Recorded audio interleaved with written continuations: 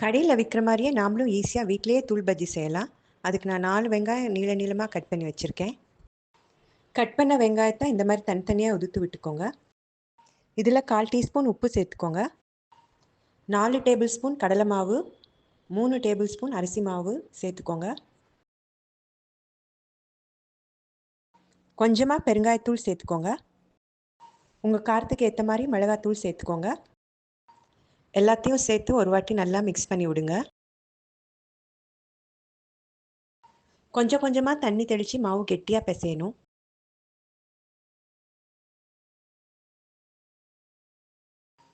கருவேப்பிலையும் மாவில் சேர்த்து நல்லா பிசைஞ்சு விட்டுக்கோங்க. மாவு இந்த பதத்துக்கு இருக்கணும்.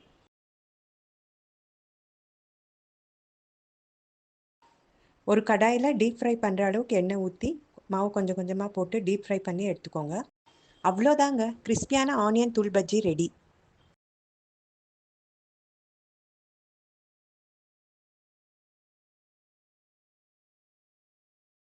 செஞ்சு பார்த்துட்டு மறக்காமல் கமெண்ட் பண்ணுங்கள். வீடியோ பிடிச்சதுன்னா லைக், கமெண்ட், ஷேர் பண்ணுங்கள். தேங்க்யூ.